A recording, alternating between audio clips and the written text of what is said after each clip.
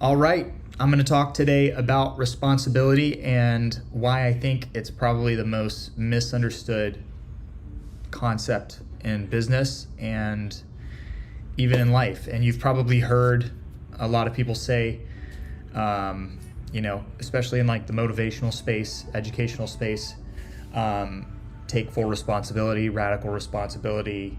Even Jocko Willink talks about extreme ownership.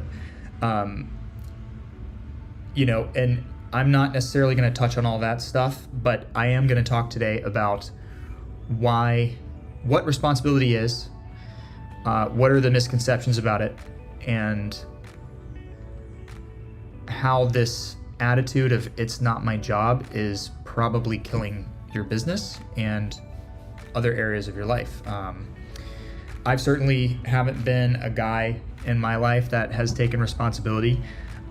For years I didn't, and that all changed a few years ago for me, and these are just some things that I learned along the way, and hopefully it'll help you. Early on in my career, I had the attitude of first of all, if I did want to work for somebody, I was brought up with this idea that you shouldn't work for free. I was told that by my parents. You shouldn't work for free. That's the best way to actually get started working for somebody that you want to work with. You give first, and then you keep giving until the person just feels like they're completely out of exchange with you, and they're just like, what do you want? What do you want? And then you can ask. You can ask for what you want, And when I started out in my career, early on, like I said, I was brought up with this idea that you shouldn't work for free, and if people made you do things, or people asked you to do things, like your boss asked you to do things that wasn't originally in the original agreement, that you should, take on this attitude that it's not my job. It's not my job, and that's unfair, and all this other stuff. And that attitude is actually what kills people's productivity, and it's an attitude that slowly sabotages a business if you're not careful.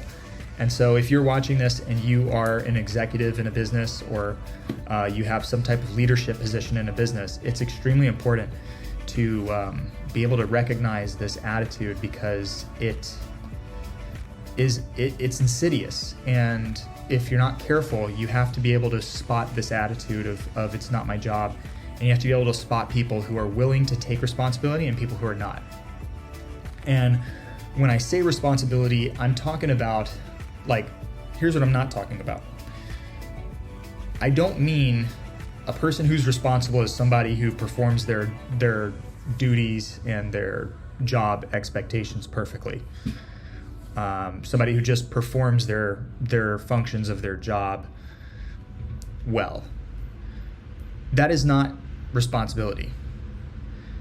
So, that's basically, if you can program a machine to do your job for you and the machine does it flawlessly, is that machine responsible? Not really. That's just a machine, that's just an automaton, basically, right? Responsibility actually means being willing to be at cause over anything that affects you and your area, directly or indirectly. Because if you're at cause over it, you'll be able to control it, right? If you're at cause over something, you can control it and you can be responsible for it. So it's really that simple. You have to be willing to be at cause over your own department, and you have to be willing to, which means you have to be willing to take responsibility for everything in your department that affects your department, whether it's directly affecting or indirectly affecting.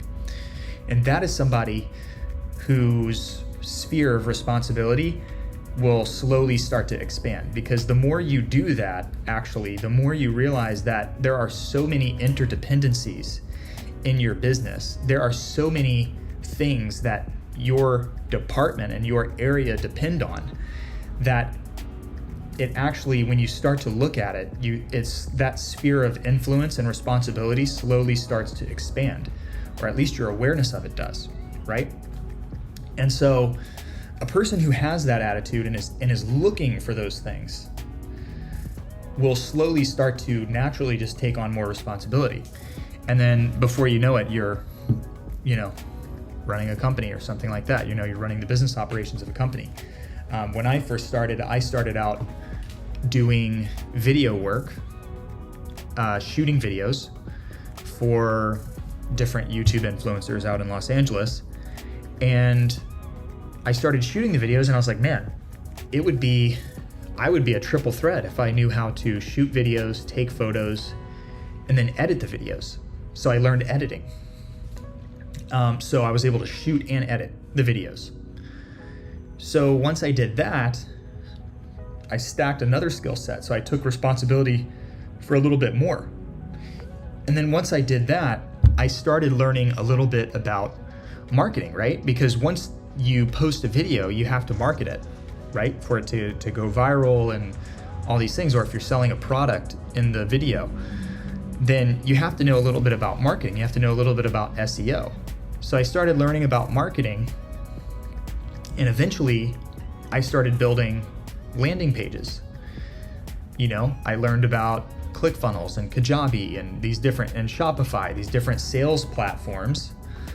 And so what ended up happening was I started becoming more of a digital marketer.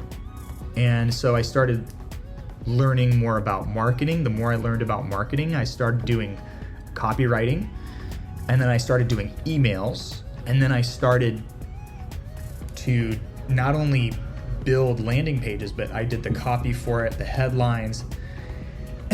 And I had already known a little bit from using Photoshop with photography, and then I started getting into graphic design.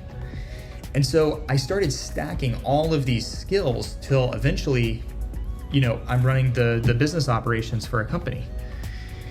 And I work with teams, and we have, certain projects that we work on, and we set targets for our teams.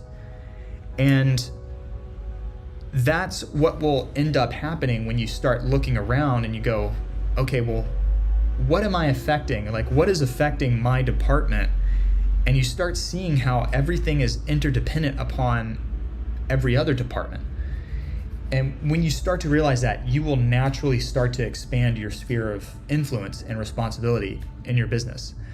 And so that's just an example from my own life of whenever I started to take a little bit more responsibility for things in my department that were affecting my department. So I'll give you another example of this. In one of my previous businesses that I worked with, there was a guy in a sales department. He was like, this software isn't working in this particular region of the world. What do I do? And my first question was, well, did you reach out to support to figure out what the issue is? And he's like, no. So basically, have you ever worked with somebody where the first barrier they hit, they just throw up their hands and they go, help, I don't know what to do? Well, that's clearly an example of somebody who doesn't really take responsibility for things in their business. So this has to be like trained out of your people. You cannot, and for somebody, you might be watching this and you're like, well, I don't have that type of problem you may not have that problem. And for anybody who's just in a leadership position, naturally, you don't struggle with this as much as other people. If you're watching this, you probably don't struggle with this. My problem, especially in recent years, has been, my issue is I take responsibility for almost too much. I take responsibility for other people's problems too much. So if somebody comes to me in this department and they say, well, I'm running into this problem, my natural inclination is I want to take on that problem and I want to solve it. And so, but that does two very destructive things. It doesn't actually help them because you're training the person to come to you anytime there's a problem. And then suddenly you become a funnel for all of the problems in the business, especially if you're a very capable and a very, if you have a high aptitude for solving problems, and if you're just Mr. or Mrs. Solution in your business, that will sort of naturally, people will start to come to you with their problems. And so if you solve the problem for them, A, you're not actually fixing the problem for them. And then B, you're training them to come to you anytime there is a problem. So you're not actually making them more capable. And you're training them to be dependent upon you for anytime something goes wrong in your business. So I just want to make that point, because I know there's a tendency, this extreme ownership, and this isn't, I'm not slighting anybody here. I do believe in extreme ownership, but I think even that can be taken to an extreme where you start to take too much responsibility for problems that really are not yours. So this has to be trained out of your people, though, to not come to you, especially if you're in a leadership position, anytime something goes wrong. And the way you do that is you don't invalidate, you don't tell them that they need to stop asking you for things. It takes a little bit of finesse, but just like I did you talk to support first? I'm here to help if there's a technical issue.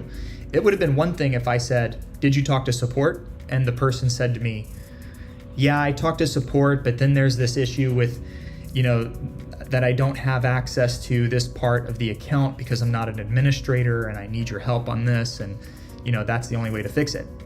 But he didn't say that. He just said, no, didn't talk to support. I just came to you because I've never done that before. Fine. But if you see what I mean? If he has to come to me every time there's a problem, that's easily fixable. Because what do you think I'm going to do? I'm literally going to just go talk to support and figure out what the issue is, and then I'm going to have to fix it. And then I'm going to be in charge of your department whenever this person should have just been responsible for their department.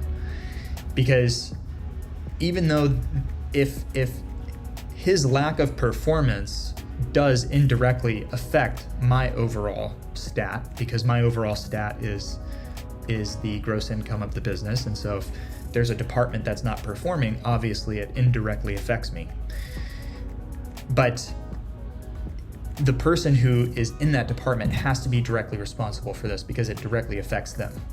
And so it just takes a little bit of training. You have to train your people to be self-responsible, to be responsible for their own department, and to be willing to take responsibility. And it's just I remember I got really good service in this hotel before, and I walked in, and behind the counter, I was at reception, and there was I think I was in Italy, but there was 2 or 3 people behind the counter. Two of them were helping customers. The other one was on the phone helping another customer. And I walked up, and there was a line of people. There was I think 2 or 3 people ahead of me.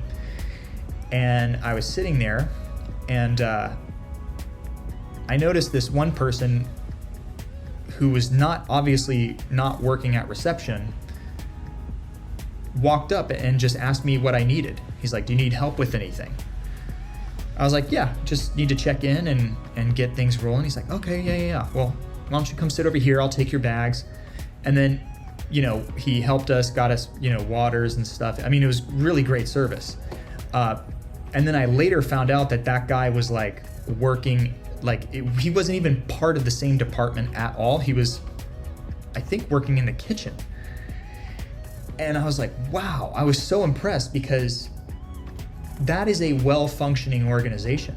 It's people who are, I'm not saying you have to take responsibility for other areas in the business. You have to be willing to take responsibility for other areas in the business that affect you. Because if I would have walked up there and let's say the situation was different, I saw the people that were busy behind the counter, I look over and I see this guy in uniform. I don't know that he works in the kitchen. He wasn't wearing a kitchen uniform. He was just wearing a standard uniform that they wore at the hotel. And if I would have seen this guy, I wouldn't have known any different, and I would have just been like, wow, this guy clearly sees that I need help here, and he's in uniform. He's not even asking me if I need help with anything. And the only thing that I would have walked away from is I would have walked away from there with the impression that it just wasn't really good service. And so if you see the difference here, it's a slight difference, but it's a difference. It makes a world of a difference because it affects every area in the business.